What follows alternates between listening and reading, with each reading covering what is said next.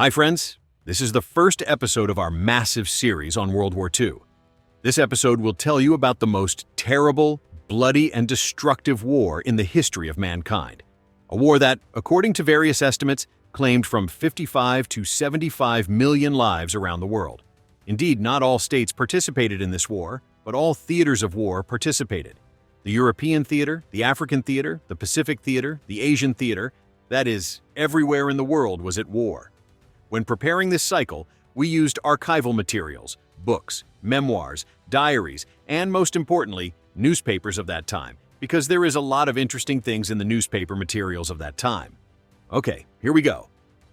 World War II began at 4:26 a.m. on September 1st with the Luftwaffe's first combat sortie. A Junkers 87 dive bomber under the command of Bruno de Leeuw carried out the first bombing mission against Polish targets. Let us very briefly review the background to World War II. In fact, it started because of the same reasons that caused World War I to start. Germany in World War I was forced out of the colonial race. It needed access to capital markets, it needed colonies. So she offered the Western countries to share. And the First World War began, which Germany lost with a bang.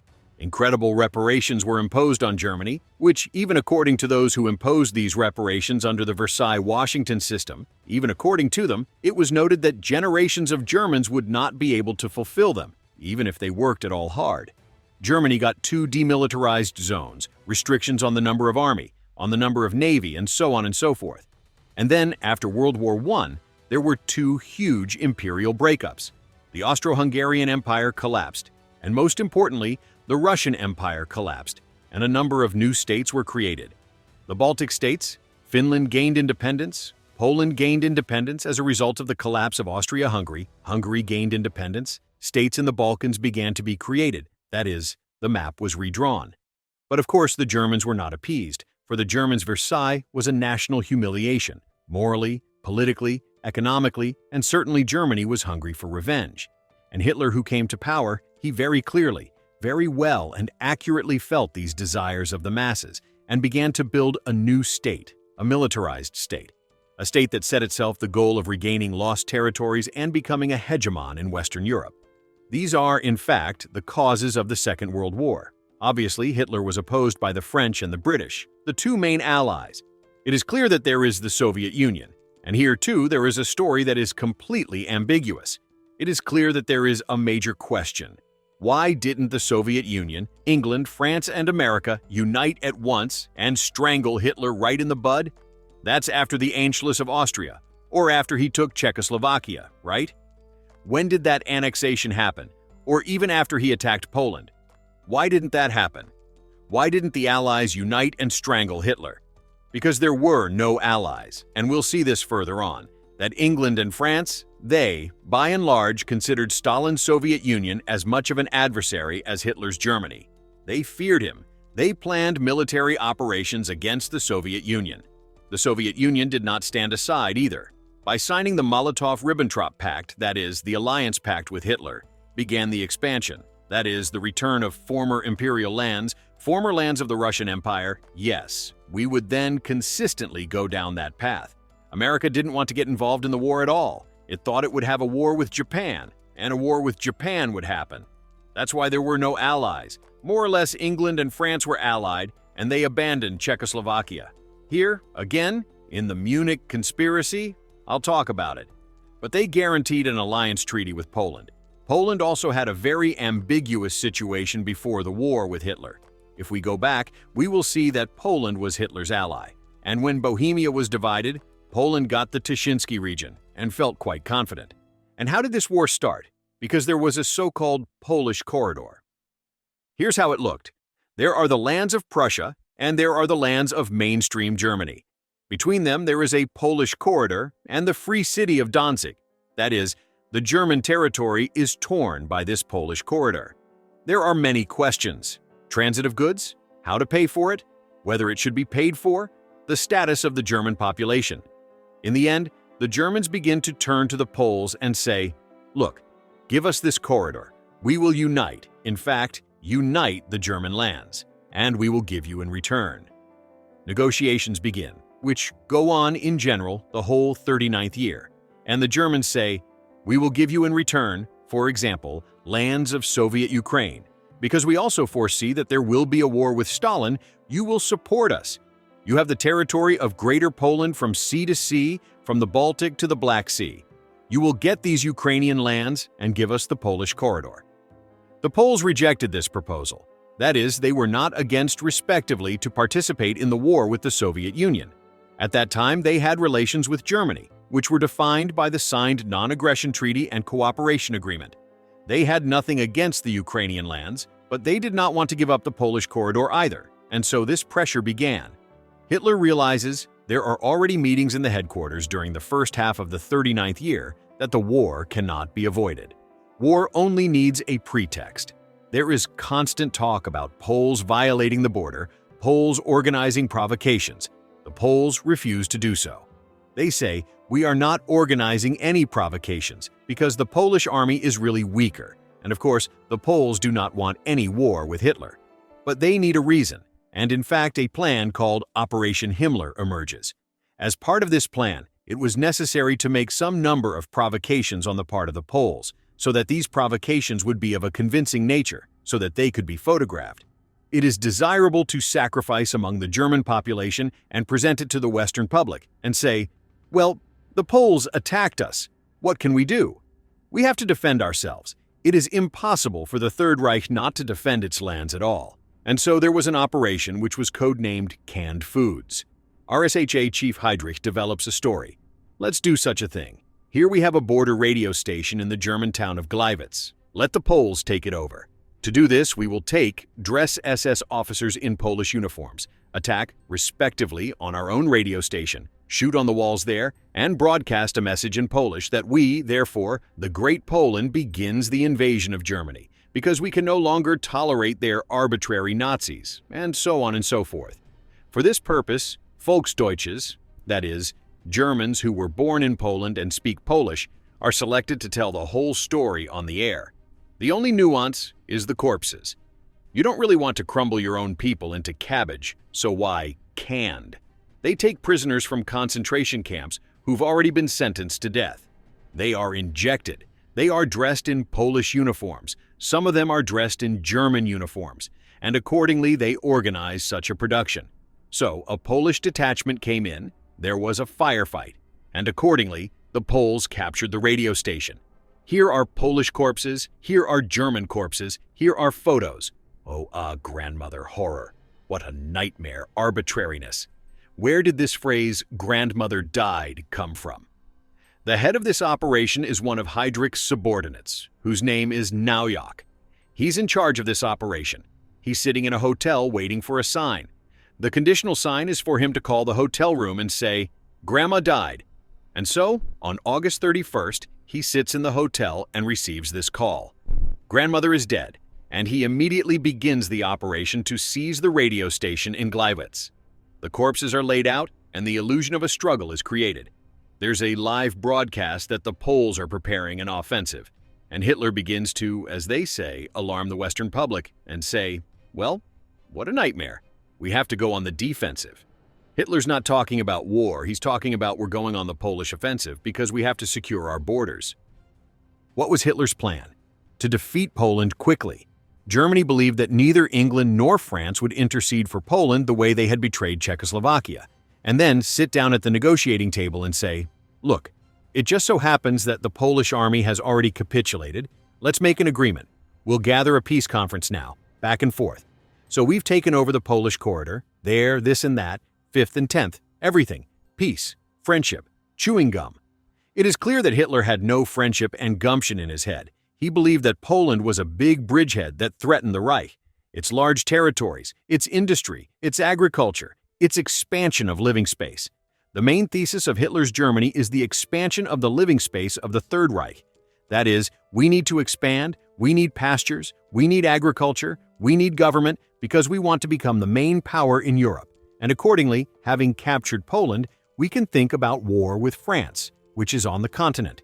Either they will not enter the war with us, or they will, so we will defeat them. And then, England.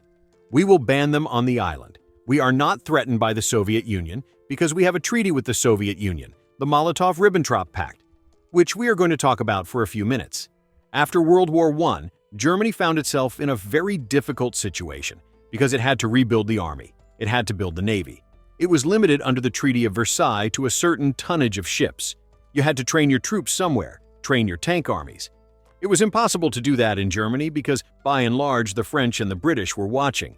And between the Soviet Union and Germany, this relationship began. The Soviet Union received technology from Germany. German officers were trained at tank and airplane ranges in the Soviet Union. And accordingly, the Soviet Union sold resources to Germany, sold bread, sold oil, everything that Germany needed.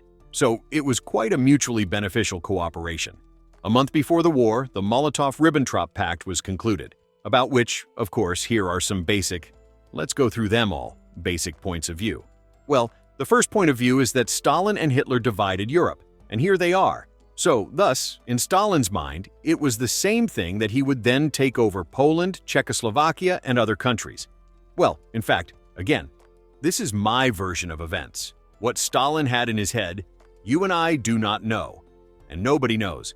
Obviously, Stalin wanted to get back the lands that were part of the Russian Empire. Yes, and obviously the army, which is called the Red Army, is being built at this point. The army is getting new armaments, and obviously, of course, Stalin had that in his mind, on the one hand. On the other hand, of course, Stalin realized that war with Hitler will happen sooner or later, and this diplomatic agreement is a step to delay this war as long as possible. So he delayed it for 2 years. During this time, the Soviet army had time to carry out some other reforms, to mobilize, to deploy troops. Well, as we will see in 1941, they did not complete it. And on the third hand, before the signing of the Molotov-Ribbentrop Pact, there were negotiations in March and April of the 39th year with the French and British, and Stalin suggested to them that let us make military economic alliances, which will guarantee allied relations, economic relations. And all these negotiations came to an impasse, and in fact, of course, both England and France, why I said that they, in general, considered Stalin as an enemy, they, in general, at some point pushed Stalin to make a deal with Hitler because, well, he realized that there was a war looming in Europe, on Europe. In this war, we must occupy a very favorable position. We, the Soviet Union, that is. Let Germany, France, and England wear themselves out with war, and we will solve our foreign policy problems. Maybe we won't even enter the war at all. I believe that this plus and minus, this number of basic ideas was in Stalin's head at that moment. But I repeat, the Soviet Union was looking for agreements with both Britain and France. These negotiations reached an impasse, but the negotiations with Hitler were lightning fast. Within 2 months, everything was signed, because Hitler instructed Ribbentrop to instantly agree to anything Stalin asked, to sign, because it was very profitable for us. We would protect ourselves from a war on 2 fronts. In fact, 3 fronts. The Polish campaign, God forbid another campaign with the Soviet Union, and God forbid another campaign with England and France. We don't need that. We need to defeat Poland quietly. And so, as a matter of fact, Hitler entered this war with his hands untied and onward. Here, Grandma died. The radio station was captured. German troops started moving into Poland. As I said, at 4:26 a.m., the first bombing raids took place. At 4:45 minutes, at 4:45 a.m., shots rang out in the free city of Danzig. There, a week before, the outdated German battleship Schleswig-Holstein had come in for a friendly visit, and it, in general, opened instant fire on the Polish fortifications. And on the same day, the first air duel took place. Frank Neubert, a Luftwaffe pilot, shot down the first Polish fighter. The war had begun. There was no stopping the war. On the day of the invasion, September 1st, the Soviet Union lowers the draft age from 21 to 19. That is, in fact, the Soviet Union was preparing a hidden mobilization, beginning to deploy troops, beginning to move them towards the Polish border. When I said that the war had begun, and it was impossible to save the situation, there was an attempt to save the situation. On September 2nd, Mussolini, the head of Italy, proposes to convene a peace conference consisting of England, France, Germany, and Italy. But Italy means nothing at this moment in Europe, and the French and British say, yes, please, let's have a peace conference. First, the Germans withdraw all troops from Czechoslovakia and Poland, stop the offensive, then we will negotiate. Naturally, Hitler refuses, and on September 3rd, England and France declared war on Germany. Following England and France, the British dominions declare war on Germany. Australia, New Zealand, India, and South Africa all declare war. Canada, too, a little later, declares war on Germany. The situation with Spain is interesting. Spaniards have an extremely negative attitude to the personality of Francisco Franco, the man who organized the Civil War, the man who plunged Spain into blood, deprived Catalonia of independence, deprived the Basques of independence, suppressed all internal self-government. But why would he? What Spaniards are grateful for is the fact that Francisco Franco, in some amazing way, we will see later how, managed not to drag Spain into the Second World War. Spain was the first country to declare its neutrality, to say, "We will not participate. We are not on anyone's side. Everything. Our ports are open. Our banking system is open. We are not involved in anything. We are doing business as usual." Things immediately from the first minutes of the match, as they are called, unfold catastrophically. And already on September 5th, Poland evacuates from Warsaw to Lublin the government and the gold reserve. At this point, two armies, Klug's Fourth Army and Kuchler's Third Army, have already surrounded one Polish army, and in their own words, the Poles begin to surrender. By September 6th, the Germans take Krakow. Here, let us go to the other side of the world. If I were writing this blog as a Chinese, yes, I would start from a completely different place. I would start by saying that, yes, of course, in Europe there is some fighting going on, Hitler is attacking Poland, but we in China have had a horrific bloody war with the Japanese for some time now. The Japanese have launched a full-scale war in China, and in fact, the Japanese are in a state of conflict, and that conflict is being tried to be pacified by the Americans, the British, the French, but the Japanese insist that a puppet government be set up to guarantee Japan's economic interests, and there is, indeed, a bloody meat grinder going on. In addition, the Japanese periodically invade Mongolia, and there are already conflicts with the Soviet Army. And in particular, on September 5th, 2 battalions of the Japanese break through once again in an attempt to occupy the Khalkhin Gol Heights, and lose 350 men there. That is, the Japanese are also in a state of permanent military conflict with the Soviet Union. As I said, the Germans took Krakow. The Soviet Union conducts a covert mobilization, meaning that units begin to be deployed. In Germany, the first such serious censorship act is introduced, the death penalty for threatening Germany's defense power. That is, any actions, sabotage, incitement to sabotage, which may concern defense or other military-related enterprises, all this is punishable by death penalty. You will ask me, look, the French and the British declared war on September 3rd, and you are telling me about September 6th. And what do the French and the English do? The French and the British, mostly the French, do what would later be called the Strange War. The French army, fulfilling its allied obligations with Poland, enters the Rhine Valley and takes 12 German settlements. It would seem that now you will have a blow to the rear of Germany, now the British will pull up, and it will be a war on 2 fronts. And it's not a war of 2 fronts. In the Rhine Valley, there is a fortified line called Siegfried Line. It is a German fortified line. It's a very popular tactic after the First World War. We build, therefore, a series of trenches, a series of long-term firing points, ideally several floors, so that therefore, batteries underground, arsenals, or rather underground, there were batteries on top, infirmaries here, communications, therefore, anti-tank embankments, and there are several such lines in Europe. In France, such a line is called Maginot Line, in the direction of a possible strike of the German army. In Germany, in the Rhine Valley. Such a line is called Siegfried Line. The Finns have such a line on the Karelian Isthmus is called Mannerheim Line, and the Belgians still have the same line, which protects the Albert Canal from a possible German attack. That's the tactic. So we sit in these long-term firing points, we have good, so deep trenches, and we conduct positional trench warfare, like we did in the First World War. One of the main reasons for France's defeat was the outdated military doctrine that there would be some kind of protracted, non-mobile trench warfare. But the Germans with their tank wedges and surprise strikes, of course, then the French army for this will be torn apart. And so, France brings troops into this Rhine Valley, takes 12 settlements, and goes quiet. And nothing happens, and nothing will happen. You'd be surprised, a year. For a year, the French will sit there. There will be some occasional artillery firefights, some airplanes will fly, the French will sometimes bomb the Ruhr. But this is absolute savagery, and in France at this point begins the cult of aggressive defense. That is, we sit on German territory and guarantee that the Germans will not attack us. This is such a strange war, and it will last a year. On September 9th, the Polish army Poznan, under the command of Tadeusz Kutuszew, begins a general battle with the 8th Army of the Germans under the command of General of Infantry Johann Blaskowitz. This battle is lost. Then the catastrophe begins. The Germans enter the suburbs of Warsaw, and on September 12th, surrounded near Radom, the Polish army surrenders. 60,000 Poles are captured.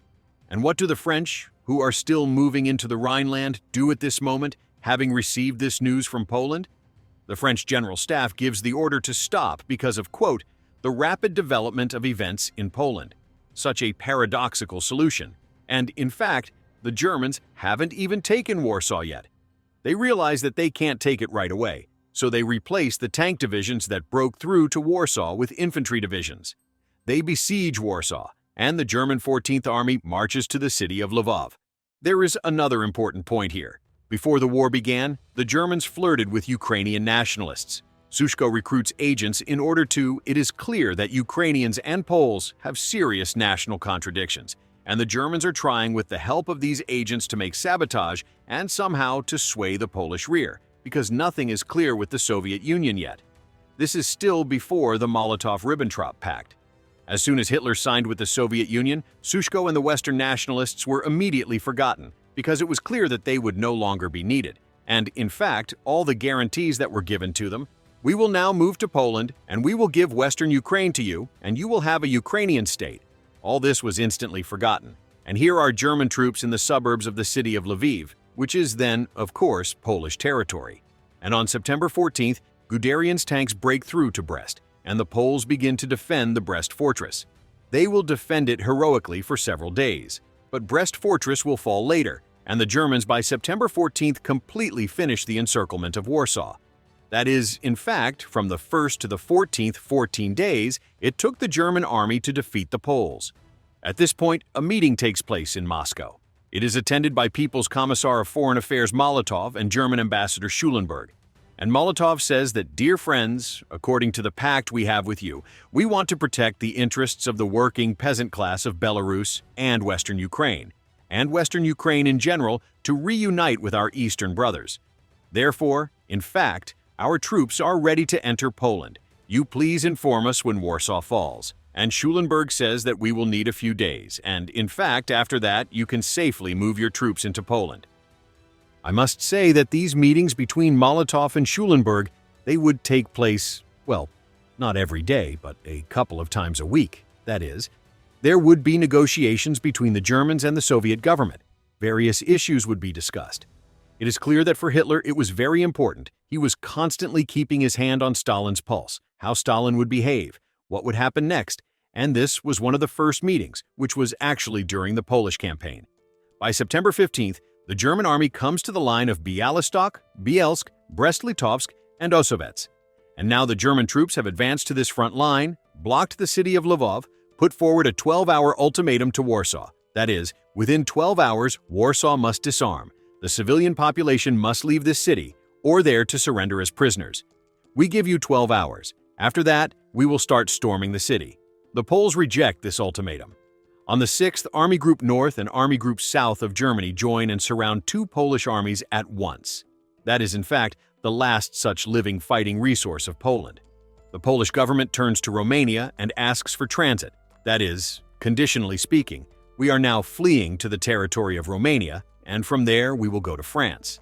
The Romanians agree to accept the Poles and are like, well, please, run. What can I say? The Germans begin to storm Warsaw. The Poles ask for the evacuation of civilians from Warsaw. The Germans refuse. They say, we gave you 12 hours, you didn't agree. Now then, we apologize. And at 6 a.m. on September 17th, the Soviet Union crosses, the army of the Soviet Union, the Red Army, crosses the border of Poland. Molotov speaks on the radio and says that the Polish state has gone bankrupt. We must protect those groaning under the rule of capitalists and landlords, the fraternal people of Belarus and the fraternal people of Western Ukraine. And, as a matter of fact, we want these lands to come home. And Russian-Soviet troops enter Western Ukraine and Western Belarusia, and on the same day another important moment takes place. An armistice is signed between the Soviet Union and Japan. The Japanese were choosing the front next after China, either to go to war with Russia or to go to war with America. This armistice with the Soviet Union, the first armistice, here is a diplomatic game, because Japan is not ready to attack the Soviet Union. Japan has too few tanks, and they don't understand how to wage war on such a vast expanse of Russian territory. So they signed the armistice. On September 18th, the Soviet army enters the city of Vilna, now called Vilnius, and the capital of Lithuania. Before that, it was a Polish city, and as a matter of fact, here the Soviet army went in there. On September 19th, another catastrophe occurs near Bzura. The Polish army capitulates. 170,000 people are captured. In the meantime, the Germans sink the first English warship Corais at sea. What are the British doing? Are they bombing Berlin at this moment? Maybe at least they are bombing Hamburg or Kiel, or maybe they are bombing the island of Sylt near Denmark, where the German batteries are? No. The British are engaged in a serious business. They are at this moment spreading millions of leaflets over Germany. English propaganda was very strong during the First World War, so they start ideological warfare again. And they start throwing leaflets around. They did the same thing during the First World War. While the armies are sitting in the trenches, we will undermine the morale of the home front. And now, this time, they are starting to do the same thing. Obviously, this will lead to nothing. German society is very excited. We are winning in Poland, the people are united, and so on and so forth. So the leaflets, of course, have no effect. In Germany itself, the economic situation is difficult. The Germans are introducing cards for the first time, for bread, meat, and butter. Interesting. Not the topic of this issue and not the topic of the history block at all, I guess. I wonder how the cards will reflect food consumption in different countries. The Germans will introduce cards for bread, meat, and butter. The British will introduce the first cards for bacon, ham, butter, and meat. But the Germans don't have bacon and ham in their kit. The French are still standing quietly in their positions. They are entrenched in the Rhine zone and do nothing. Voroshilov meets in Moscow with the German military attaché, and a plan is worked out according to diplomatic agreements, when the German army will leave the territories of Western Ukraine and Western Belarus, and when Soviet troops will go there. On September 21st, there is a civil uprising in Warsaw. The police who stayed in the city, the military who stayed in the city, and the civilians raise an uprising, which will later, of course, be strangled very quickly. The Soviet Union and Germany discuss the demarcation line and actually discuss a new border. Now the two states, the Soviet Union and Germany, because of the fact that Poland has disappeared, now the two states will have a common border. What interesting things does the Western press write? I will not quote the Soviet newspapers, because they can always be accused of propaganda, and indeed they were engaged in propaganda, just as the German newspapers were engaged in their propaganda, the English newspapers in their propaganda, and the French newspapers in their propaganda. That's why I'm quoting Daily Walker, an American newspaper which reports that the Red Army, which enters Western Ukraine and Western Belarus, is everywhere enthusiastically welcomed by the local population, and photographs respectively of these meetings. This is written by the Americans. On September 22nd, there is a joint parade of the German Army and the Red Army in the city of Brest. When, therefore, columns go in front of the line of their chiefs, show that here we are, two countries, we have agreed. We will now have a common border. Our military forces paraded together and, therefore, witnessed the end of Poland. On September 23rd, the German High Command announces that the Polish campaign is over. Here is another insertion. Hitler speaks on September 1st with the beginning of the war, and he puts on a military uniform for the first time in a long time, and in general, he will make all the most important subsequent speeches in a military uniform, emphasizing, Hitler emphasized it all the time that I'm a simple Efriot. I saw the war from the trenches. I fed lice, not like these Prussian generals. And this narrative of Hitler that he is, therefore, a simple soldier, it will be used by the German press throughout the war. On September 24th, finally, the transfer of British troops to France takes place. Parliament has been haggling with the French for a very long time about the number of these troops. Plans have been developed for a long time. While they were being worked out, Poland had already been invaded by the Germans. And on September 24th, the British begin to move their troops into France. That is, they are finally seriously preparing for hostilities. What happens in Moscow? Moscow begins to play a new diplomatic game. The issue of Western Ukraine and Western Belarus has been resolved. there are still a number of other issues that Stalin's government, Stalin personally, are concerned. This is the fate of the Baltic states and the fate of Finland. Diplomatic history with the Baltics begins. Molotov meets in Moscow with representatives of Estonia in order to conclude a trade treaty. They discuss the trade treaty for about 15 minutes, according to the Estonians. Then Molotov says, "Look, trade is all well and good, of course, but let's talk about the essence, about the base. So we need bases in Estonia, because we believe that war will break out in Europe, and it is not clear who will hit the Soviet Union. We seem to have a peace treaty with Germany, but it could be over tomorrow. But England and France, they are clearly unfriendly countries. We do not want the Baltic territories to be used to create supporting bridgeheads from which the enemy army will roll out onto Soviet territory." And, in fact, for the first time, Molotov says to the Estonians, "We want to station a military base and a limited contingent in Estonia, 15 to 20,000. On September 25th, the Germans begin bombing Warsaw. Bombardment is barbaric, and bombardment, which has no military sense, but has the sense of intimidation, that here you are raising some uprisings, some actions of civil disobedience, but we will just roll you up with bombs and solve the issue in 15 minutes. And on the same day, Hitler signs an interesting document that, despite the fact that there is a treaty of alliance with the Soviet Union and the Baltic states are included in the zone of interests of the Soviet Union, Hitler prepares a document, actually an order to prepare the invasion and capture of Lithuania. In Germany, they continue to introduce cards for the most popular types of products.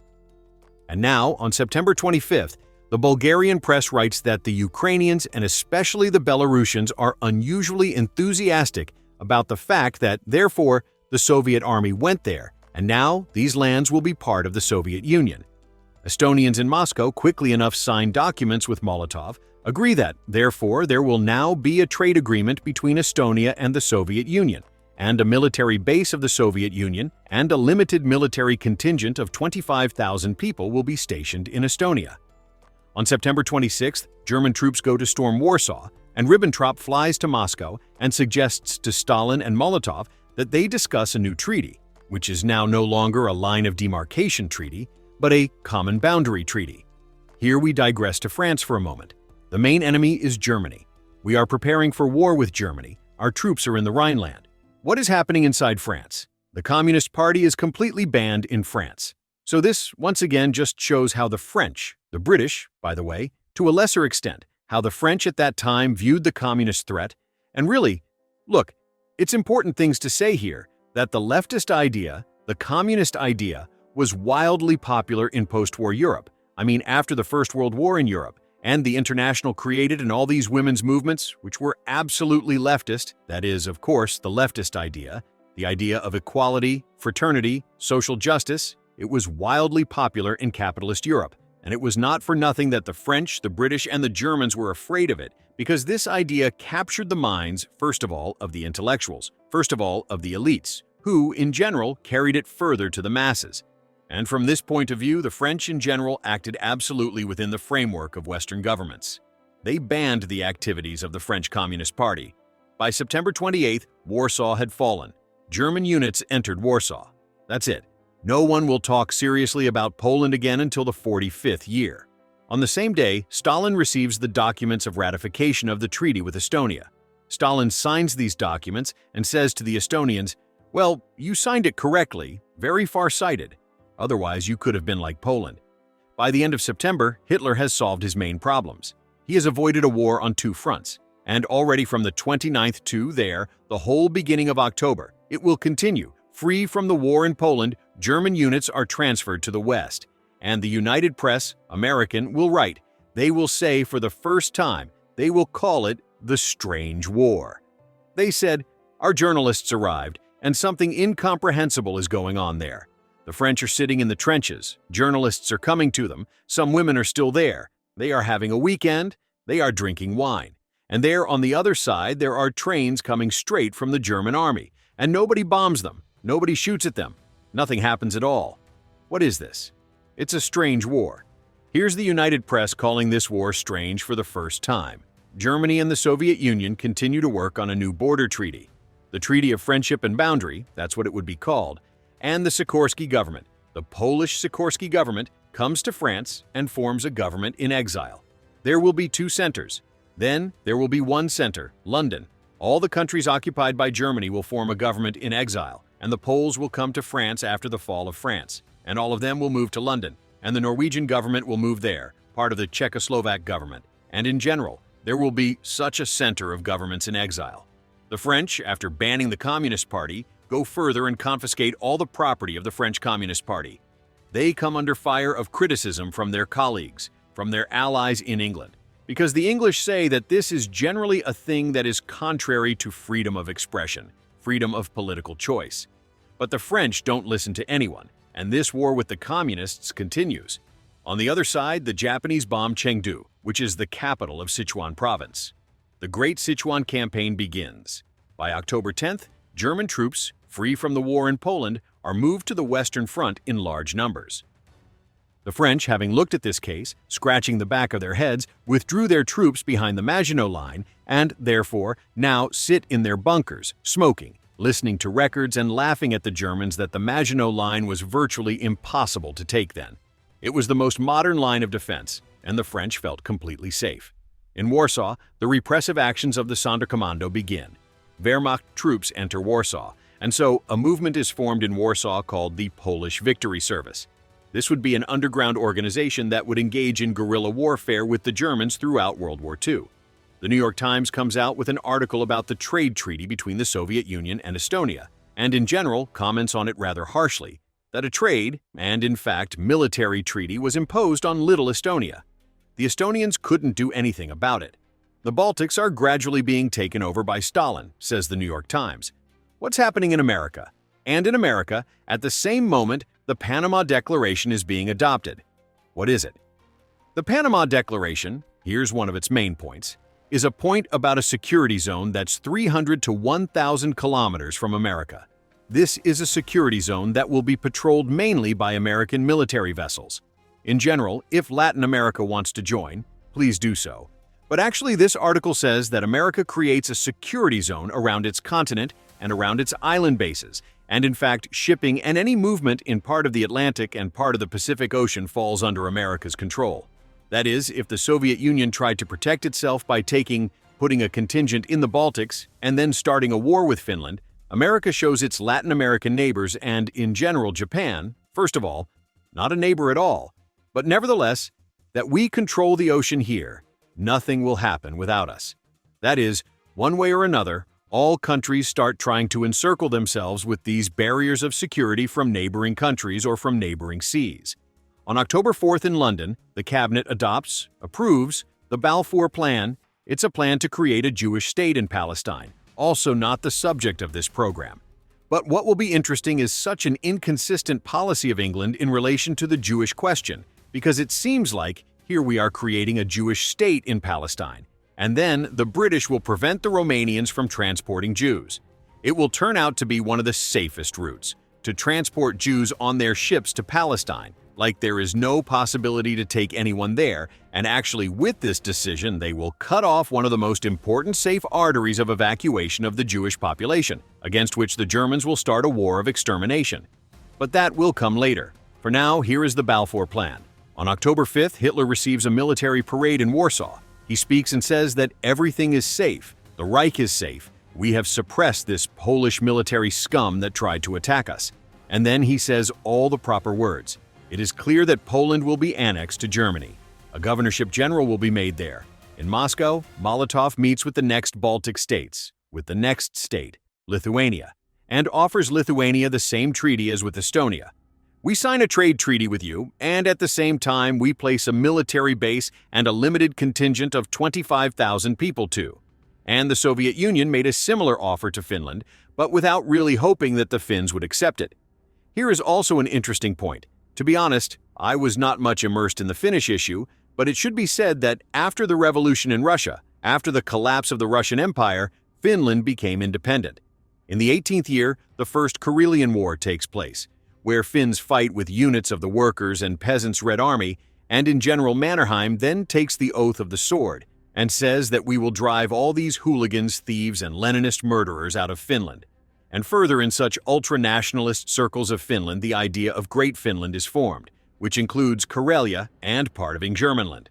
Well, Now it is clear, it looks like a funny fact, but at that time it was quite important theories.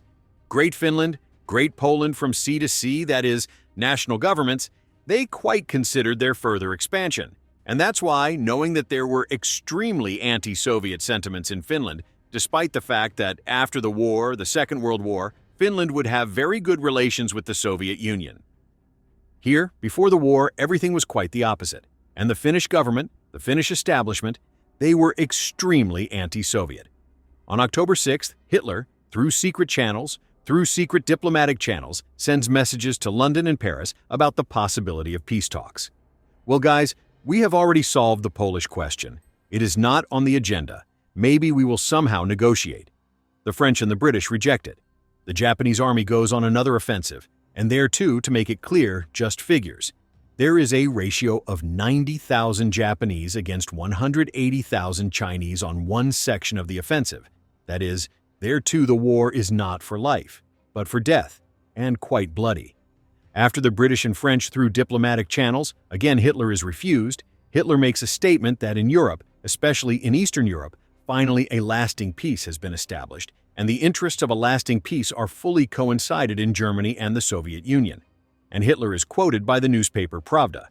The Germans wait another 24 hours for a reply from the British. Maybe someone there will change their mind. The British and French do not change their minds. And on October 8th, Hitler issues a decree on the liquidation of Poland. Poland no longer exists. Poland is a governor-general's office. The first governor-general will be the disgusting bastard Hans Frank, a man who will drown Poland in blood, a man who will create Jewish ghettos, and a rare bastard in general. What is there to say about him? Nevertheless, here is a historical fact. Poland no longer exists. It is a governor-general's office. At the same moment, the Germans learn that the Soviet Union is negotiating with Turkey, because Turkey is also our southern neighbor, and Turkey is under the influence of France and England. They are negotiating about a possible alliance, about, therefore, with whom you will be, whether it is possible through you, there, to attack our southern frontiers. They leak it all to the Germans, and Schulenburg comes to Molotov in Moscow and says, "What are you and the Turks talking about?" And the Soviet Foreign Ministry issues a communiqué saying that we do not understand the nervousness of our German partners. In fact, we talk to the Turks about whatever we want. We are not plotting anything against you, but nevertheless, a dispatch is sent to Berlin that the Soviet Union is beginning to talk to the Turks. Now he will send troops to Estonia, and he will do the same with Latvia and Lithuania, and with Turkey. And so Hitler is informed that the Soviet Union is conducting such negotiations, is maliciously plotting. On October 9th, Hitler takes the next step. He signs the directive Gelb, a plan that involves attacking French territory and defeating the French, or rather the Allied French-English army. The development of an offensive on the Western Front begins, and on October 10th, another horrifying date, the beginning of the creation of a Jewish ghetto in the city of Lublin, where Jews from the whole territory of Poland begin to be taken. Later, Jews from Pomerania, Silesia, and Austria will be taken there. Meanwhile, negotiations continue in Moscow between the Soviet delegation and the Lithuanian delegation. The Soviet government wants to establish a base in Lithuania and offers Lithuania the following. Here is the city of Vilnius, which is now the city of Vilna. We are ready to give it to Lithuania. Lithuania agrees to this, and the agreement begins to be signed. That is, until that time, as we now know, Vilnius is the capital of Lithuania. Before that, the capital of Lithuania was the city of Kaunas. And now, therefore, as part of this treaty, the Lithuanians will get the former Polish city of Vilna. And they start discussing a limited military contingent. On October 11th, another important event takes place, which will predetermine the whole course of history. Several scientists, headed by Enstein, write a letter that Germany is preparing to create an atomic bomb. This letter causes a rather restrained reaction at first, because no one yet understands what the atomic bomb is, but the Americans are already, in general, preparing to develop this weapon. Stalin is informed about it, and Stalin says that we also need our own atomic project. But the most important news is that in Germany, it turns out, it is already on steam, everything is already being done there, and soon the bomb will be there. Although, of course, the Germans will not build a bomb during World War II, thank God, and they will not get their hands on this weapon. As I have already told you, a governor-general's office is being established on the territory of Poland, and Hans Frank becomes its first governor. Hey guys, my mic settings got messed up, so my voice might sound a bit off this time. Yeah, I know, it's a little harsh on the ears, but I only noticed it after I was already halfway through the episode, so please forgive me for this one. The deportations of Jews continue. They now cover wider areas: Bohemia, Austria, and Pomerania. That is, the Jews are being driven from their places en masse and are being transported to ghettos, in essence, concentration camps. Negotiations begin between the Soviet Union and Finland. Negotiations about Leningrad. Stalin is not satisfied with the fact that Leningrad is within easy reach of the enemy army, and he asks that the border be moved 40 miles away from Petersburg. Well, in addition to pushing back the border is the main thing, but there are related things. The Soviet Union wants from Finland the cession of the Hanko Peninsula and the cession of all the outer islands, which in the Gulf of Finland protect the fairway. That is to say, they are the most important strategic points. In return, Stalin offers Finland a territory in Karelia, not as important in terms of strategy and military affairs, but twice the amount of what the Soviet Union is asking for. The Finns reject this story. Negotiations continue, but it is clear that no mutual concessions are likely to be made. On October 14th, the British realized that their World War I invulnerability is a thing of the past. The Scapa Flow naval base is the main base of the British fleet. It is very well protected, anti-aircraft guns, an air defense system, i.e., it is practically impossible to bomb it from the air, and light cloaking. And that's where the German submarine U-47 gets right into the harbor and sinks the battleship Royal Oak, kills 800 people, and it was done quite brazenly. The submarine sailed straight into the harbor, surfaced at periscope depth in the harbor, torpedoed, went to the bottom, and left the bay. And Royal Oak thought it had been bombed by German planes, and there was indiscriminate firing in the air, searchlights, cannonade, and the boat quietly left. The British couldn't even think that such a tragedy could have happened at all, and the English press said that German planes had raided Scapa Flow. And the Times wrote that they had damaged a very old and useless dreadnought from the First World War, while they had lost, in fact, one of the leading ships of the British fleet. In mid-October, the embassy of the Soviet Union in the Baltics receives a secret dispatch from Molotov. It says the following: "Dear comrades, it means that in Lithuania, Latvia, and Estonia, there are communist organizations, there are leftist movements which are making demonstrations, saying that we are for the Soviet Union, we might even want to become parts of the Soviet Union.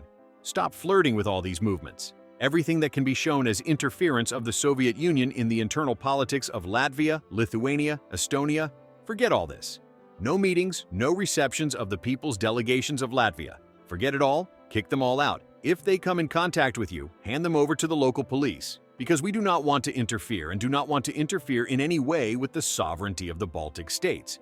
We want to put military bases there, and forget about it."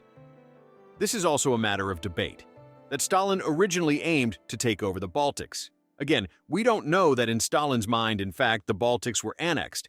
But at the first stage, in any case, Molotov sent several times, and yes, and he would continue to do so in the 40th year. He would strongly advise embassies, not to recommend, but to prohibit any contacts with these friendly organizations, so that no one could think that we were trying to influence their domestic politics in any way.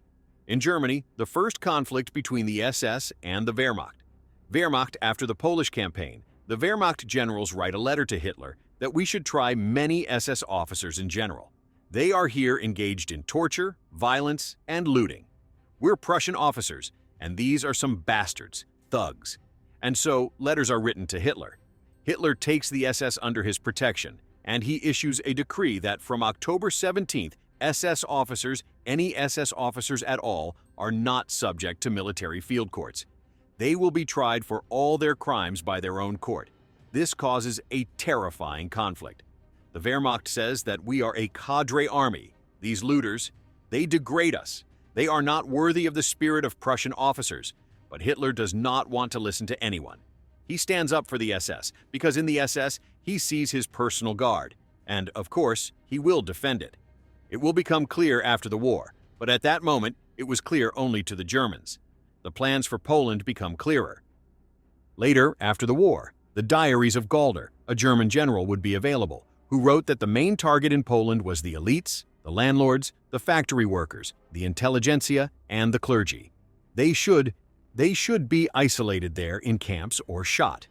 A territory of a governor-general with a very low standard of living must be created in Poland in order to import slave labor from there to Germany and to produce there everything that is necessary for Germany: agriculture, agricultural products, some factory products, and so on.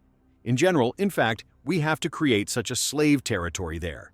Well, then it will be voiced at Nuremberg, of course. But at that moment, on the 18th, Galder wrote about it in his diaries. I'll give a direct quote. So, Galder writes this: "The issues discussed at the meeting today at the Führer's office on the Polish problem. We do not intend to rebuild Poland. Precautions against the proposals are not finished. A bridgehead for future German operations, Poland must have its own self-government. It should not be ruled by German standards. The Polish intelligentsia must not be allowed to become the ruling class. A low standard of living, cheap slaves must be maintained. All undesirable elements must be thrown out of German territories." Well, it's clear that the man was outlining the theses that the Führer announced at the meeting. Well, this story is important to us for two reasons. First, to show in general what was in the minds of Germans in relation to the occupied territories. Second, the date is October 18, 1939. Hitler was in a meeting at this point. Why is this important? There is a historical myth that Hitler and Stalin met secretly in Lvov on October 18th. Two armored trains arrived, Hitler came out of one, and Stalin came out of the other. There was a secret meeting. The entire city of Lviv was cordoned off, so the troops of the Soviet Union and Germany. What Germany, if German troops had already left? Where did this story come from? Hoover, the chief of the FBI, wrote a memo to President Roosevelt's aide that, according to our information, there was a secret meeting between Hitler and Stalin. Why they would meet secretly if they were in Moscow through Molotov-signed documents, and it was known that there was a direct channel. It is not clear. Well, it is clear that this is a historical myth, but nevertheless, here is another proof that, first of all, Stalin had a very orderly diary, and it is known that at that moment he met with Molotov, with Zhdanov, and Hitler on the 18th was holding a meeting on Poland. That is, they could not be in any Lvov. On October 19th, German troops begin to deploy as part of Operation Gelb, that is, the attack on France. The approval of the plan takes place. Hitler says that in November the invasion of France should take place. In Turkey, interesting negotiations between Britain, France, and Turkey take place. An alliance treaty is signed, and as part of that treaty, the British discuss an airstrike on the city of Baku. Why? Apparently, when the war started, the British began blockading German seaports in order to ensure that the Germans would not get any food or needed supplies. The Germans waged submarine warfare and sink Allied transport ships. So, obviously, it is an economic war. But at the same moment, there is a treaty between the Soviet Union and Germany. The Germans get oil and wheat by railroads, and now the French and British are planning to bomb Baku, bomb Batumi, and bomb Poti. They are thinking to use Iranian airfields and Turkish airfields in order to deprive the Germans of Russian oil. Well, deprive in such an interesting way, that is to bomb Soviet oil fields. And naturally, thanks to leaks, this information becomes known in Moscow. In these same days, Molotov once again, it will be amazing. He will write every week to the embassy in the Baltics. Do not in any way flirt with communist elements on the territory of these countries. Here he will write another letter. On the 19th. Not a letter, but a ciphergram, of course. And on October 19th in America, an important date, the first meeting of the Uranium Committee takes place, and here the work on the creation of American atomic weapons is discussed directly. Well, let's go back to Europe. This plan Gelb, which Hitler approved, his general staff, of course, absolutely did not accept. Keitel criticizes this plan desperately. There is an inspection of the troops, and in general, the German generals tell Hitler that we are not ready for war. The head, the chief of general staff, Galder, personally comes to inspect the troops, and he realizes that under this plan, some of the formations will not keep up with the others. Logistics will break down, there will be no supply, the columns will be cut on the march, and everyone tells Hitler that we are not ready for war at all. And Hitler says, "It's your bullshit. You told me the same thing about Poland. In the end, so in 2 weeks, we defeated Poland. So at the beginning of November, we will attack France, and due to weather conditions that did not allow aircraft to fly constantly, the implementation of the Plan Gelb was delayed, and delayed. In the end, it will only be in May of the following year, 1940, but nevertheless, there is a fierce struggle going on. And within the framework of this struggle, in general, a conspiracy against Hitler is maturing.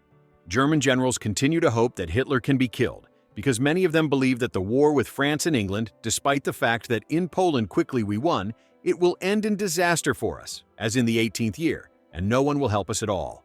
We are not ready for this war, and in general, nothing can be done. This is the situation in Hitler's headquarters at this moment.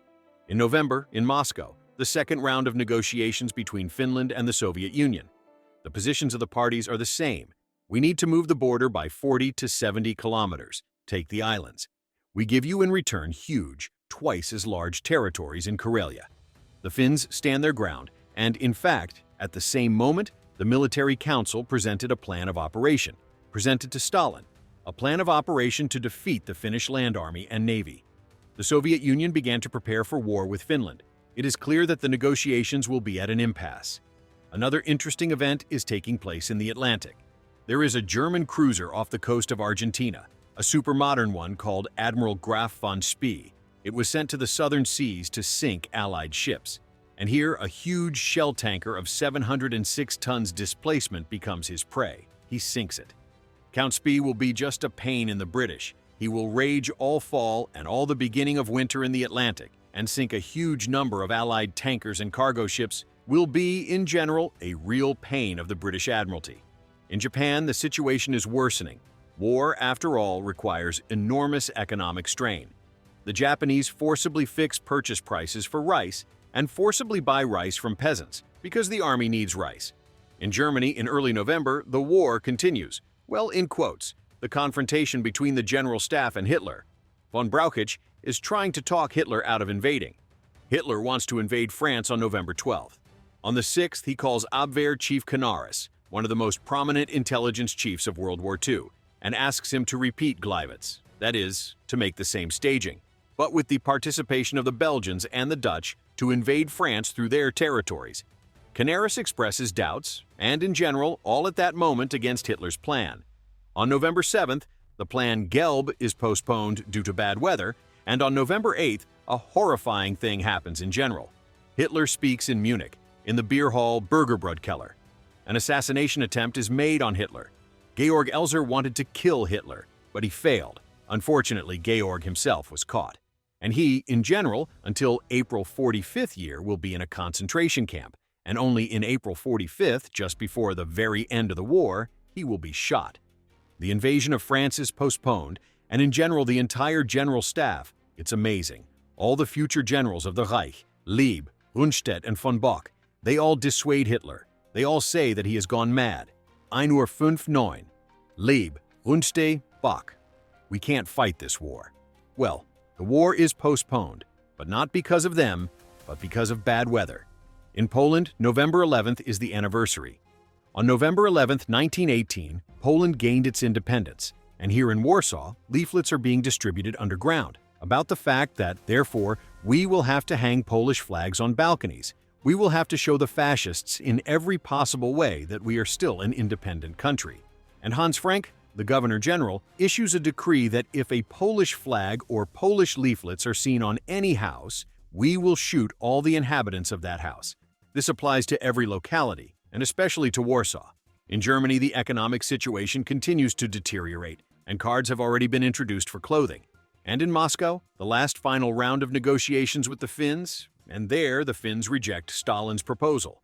And Stalin says a famous phrase. What? He says, my friends, Finns. Look how it turns out we have such a distance from Leningrad to the border.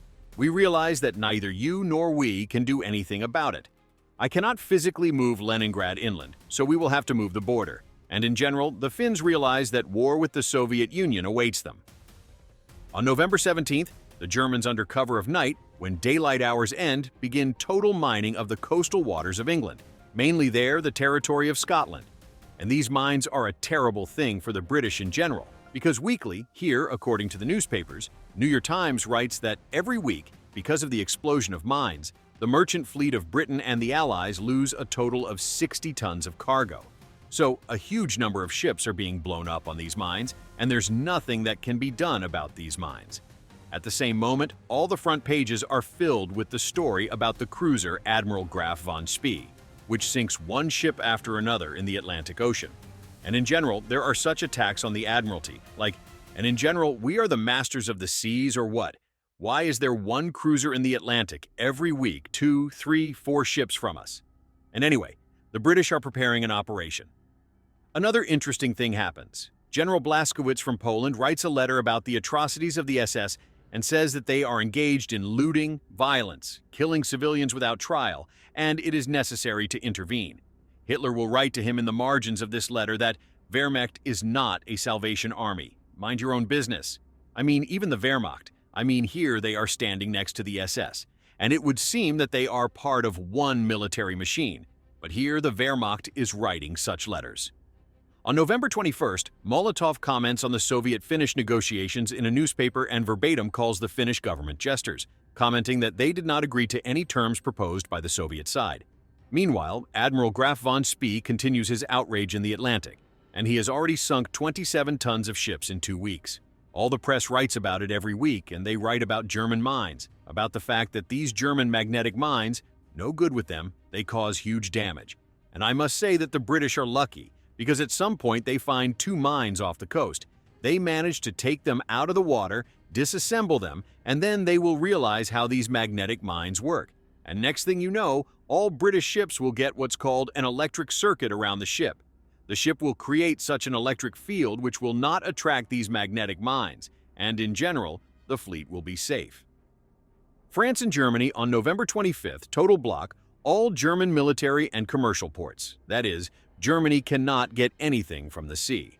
But this is not a problem for Germany, because Germany, I repeat, gets everything it needs from the Soviet Union and partly from Sweden, where they take iron ore, which is actually necessary for production. On November 26th, 2 important events take place. Ireland, which is part of the United Kingdom, the Irish Republican Army is there, which aims at Irish independence.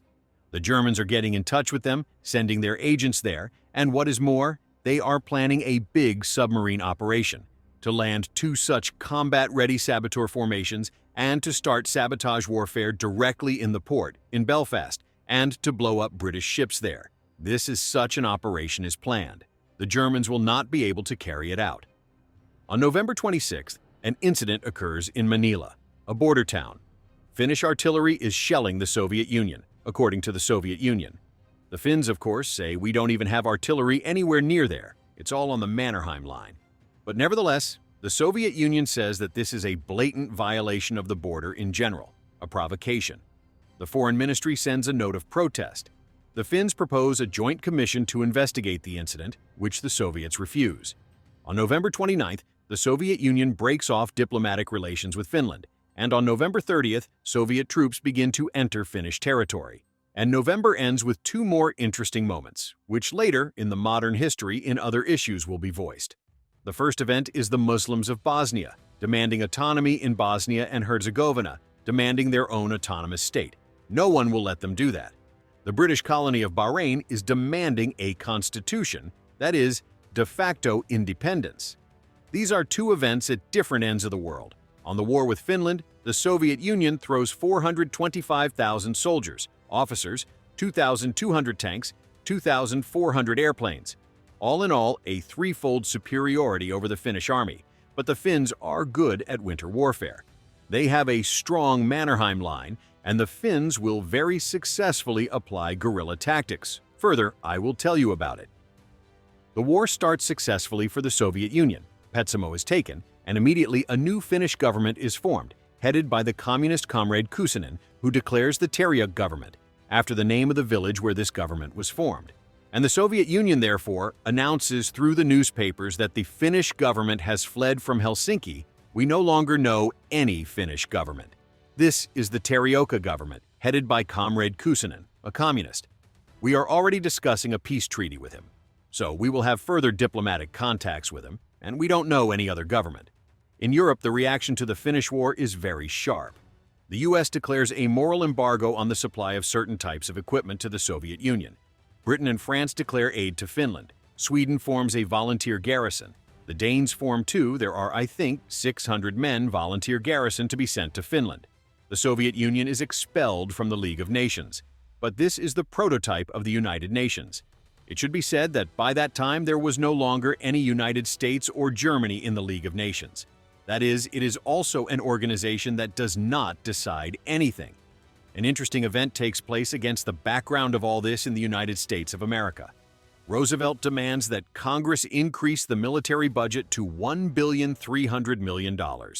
This is a completely unprecedented budget, and Congress, in fact, does not understand why such, that is, it understands, of course, that everyone is preparing for war, but kind of Americans do not want to participate in the war.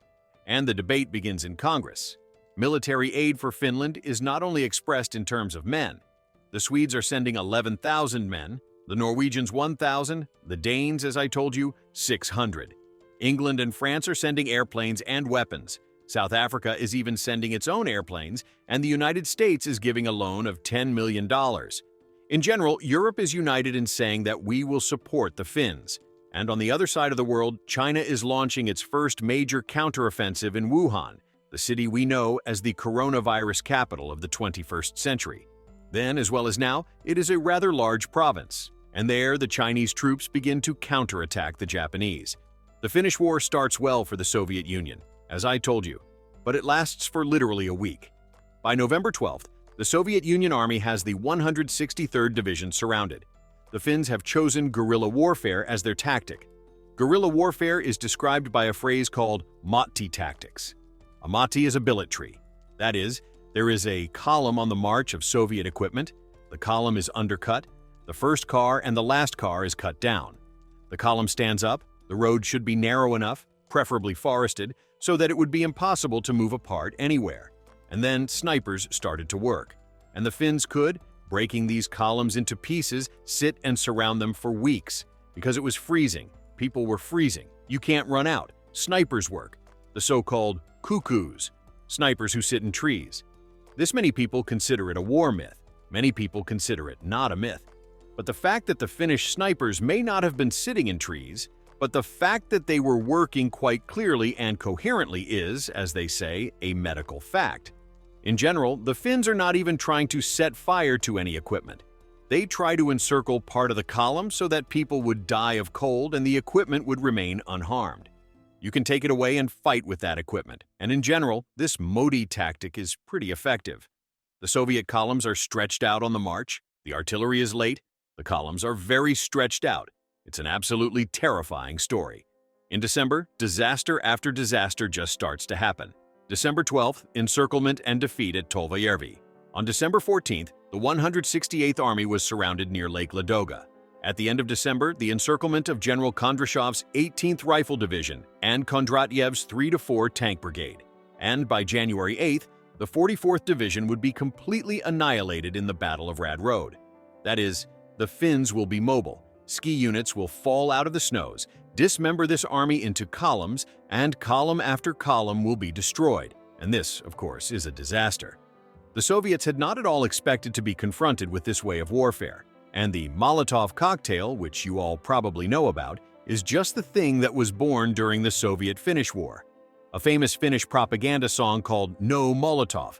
The Finns used to play it on the radio. And this Molotov cocktail is a gift to Molotov. Where did it come from? Soviet aviation bombed Finnish cities, and when Finns said that you were destroying civilian buildings, Molotov said that we were not actually bombing, but were dropping bread baskets in Helsinki because you were starving there. These are such gifts from Molotov. So the Finns said, well, then we should give Molotov a present. And so they made this Molotov cocktail, a flammable mixture that was fairly quick to make. It was produced by factory in huge quantities, and it was super effective in the war against Soviet armored vehicles. On December 13, 1939, the British Admiralty finally conducts an effective operation against the cruiser Admiral Graf Spee off La Plata, off the coast of Uruguay. 3 British cruisers engage the Admiral Graf Spee. 1 cruiser is seriously damaged. The other 2 manage to break through, passing the zone when from a distance, Graf Spee could shoot them. They broke through this zone and inflicted quite serious damage. The cruiser Admiral Graf Spee was forced to take refuge in Montevideo, Uruguay. Uruguay gave 3 days to restore the cruiser and go to sea, but the British cruisers blocked the sea. It was impossible to go to sea. The cruiser was sunk, and the entire crew was evacuated to Buenos Aires, along with the captain, Count Langsdorff. But here, too, is the amazing thing about history. Admiral Graf von Spee was named in honor of the German Admiral Graf von Spee, who led just a squadron in the same region, which operated in the First World War and operated quite successfully. This squadron was sunk by the British near the Falkland Islands, and Count von Spee, the head of the squadron, died with his 2 sons. Then a ship was named after him, which in World War II in the same region also suffered from the British, was sunk, and the crew was evacuated to Argentina. On December 20th, the captain of the Admiral Graf von Spee, Captain Langsdorff, in his hotel room, wraps himself in the ship's flag and shoots himself, according to the code of Prussian officers that the captain of a ship must share the fate of his vessel. Germany continues the submarine warfare, and the British suffer quite a serious loss from it. And in mid-December, Hitler begins planning Operation Weser exercise. What is it? The seaports are blocked. The line that goes from Sweden through Norway and supplies Germany with iron ore is in danger because the British can land with the French in Norway, seize the ports, and block all our iron ore deliveries. Hitler is planning Operation Weser exercise, an invasion of Denmark and an invasion of Norway. What are the British doing at this moment? They are planning with the French to bomb Batumi, Poti, and Baku in order to deprive the Germans of oil. The British are discussing with the Turks the possibility of creating anti-Soviet uprisings on the Soviet border territory with the participation of white immigrants, with the participation of Turkish intelligence. The British are planning such an operation, and in mid-December, the Chinese offensive in Wuhan, this large-scale offensive against the Japanese army with huge losses, is stopped, and the Chinese roll back to the positions taken before. That was 1939, the first year of World War II. It ends with a terrorist attack by the Irish Republican Army in Dublin at Fort Story. They blow up the British garrison. At the end of December, the Pope addresses all nations and says, "Let us all sit down at the peace negotiation table." No one listens to him, of course. The French are gathering information about Soviet facilities in the Caucasus and are planning to join seriously in the operation against oil-bearing and oil refineries and oil fields. The Chinese attempted to attack the Japanese on their own territory at Wuhan. The whole offensive failed. The Japanese have built up their army in China to 1,100,000 men by the end of the 39th year. The English press is bursting into tears and saying that in a week we lose 114 ships from the submarines of the Nazis. These are absolutely catastrophic figures. Something must be done about it because Hitler's total war deprives us of practically 25% of our supplies from the New World. This, you must agree, is a serious figure. The Soviet Union got bogged down in the war with Finland. They were not ready for the Winter War. The Finns were very successful in laying mine barriers. The Finns were very successful in using the terrain. Ski detachments, as I said, cut the Soviet divisions in pieces, surrounded them and there, so it was either cold death or death by snipers. The Soviet Union got bogged down in this war, and so at the end of the year, the German General Staff reports to Hitler that they have studied the first months of the war between the Soviet Union and Finland. The Soviet Union has an incredibly weak army. Here it is. It seems so big, but in fact, you see, it can't even do anything with the Finns. So we were afraid of it for nothing. Then comes Hitler's phrase that the Soviet army is a colossus on clay feet. That is, there are many people, but no one knows how to fight. These are the results of the 39th year. Poland is defeated, France and England are engaged in a strange war with Germany. The Germans operate successfully enough on the seas and conduct a submarine war against the merchant fleet in the Atlantic. Japan is bogged down in China. The Soviet Union is bogged down in Finland. It was 1939, the first year of the Second World War. Dear friends, thank you for watching. This is our first project, and if you like it, please support us with your likes and subscriptions. It is very important for us. And I wish you peace and goodness. See you in the next episodes.